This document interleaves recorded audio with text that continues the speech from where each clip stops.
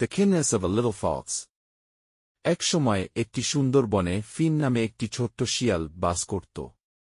ফিন তার দ্রুত পা এবং চকচকে লাল পশমের জন্য পরিচিত ছিল। সে গাছের মধ্যে দিয়ে দৌড়াতে এবং তার পশু বন্ধুদের সাথে খেলতে পছন্দ করত। কিন্তু ফিনের একটি সমস্যা ছিল, সে প্রায়শই অন্যের চাহিদা উপেক্ষা করত এবং শুধুমাত্র নিজের সম্পর্কে চিন্তা করত। একদিন ফিন যখন স্রোতের ধারে খেলছিল, তখন সে দেখতে পেল বেলা নামের একটি পাখি জলে খেলা করছে। পাখিটি অনেক ছোট ছিল এবং মাছ ধরতে গিয়ে পানির স্রোতে পড়ে গেল। ফিন সহজেই তাকে সাহায্য করতে পারত, কিন্তু সে দৌড়ে এতটাই মজা করছিল যে সে তাকে উপেক্ষা করে চলতে থাকে। ফিন বনের গভীরে ছুটে যাওয়ার সময় সে রোজি নামের একটি খরগোশকে তার পরিবারের জন্য খাবার জোগাড় করতে দেখতে পেল। রোজি এক জায়গা থেকে অন্য জায়গায় দ্রুত লাফ দিচ্ছিল এবং ফল সংগ্রহ করতে ব্যস্ত ছিল। একটু পরে সে আকাশের দিকে তাকাল এবং ঝড় আসারও কথা ভেবে চিন্তিত হল।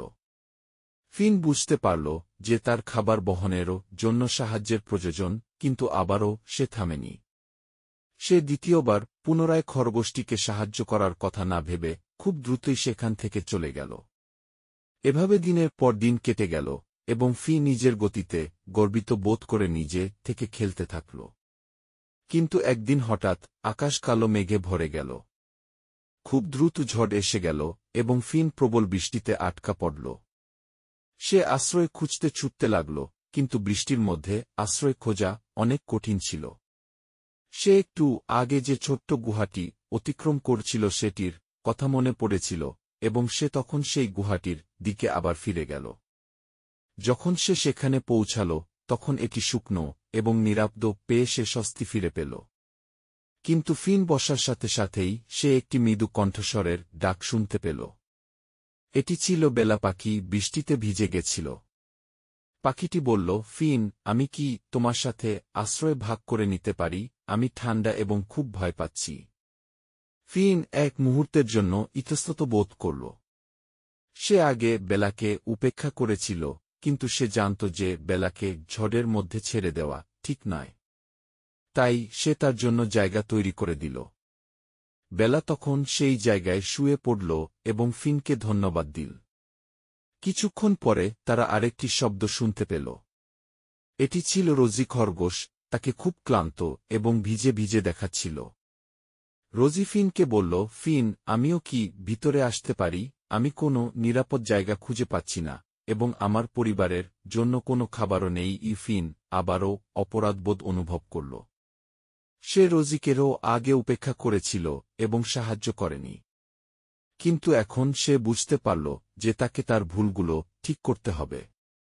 ফিন রোজিকে বলল, অবশ্যই রোজি, আমাদের সাথে আশ্রয় ভাগ করে নেওয়ার জন্য তোমাকে স্বাগত জানাই, এবং সে রোজিকে ভিতরে আসতে সাহায্য করল। বাইরে ঝড় উঠার সাথে সাথে তিন বন্ধু উষ্ণ ও শুষ্ক হয়ে একসাথে বসে পড়ল।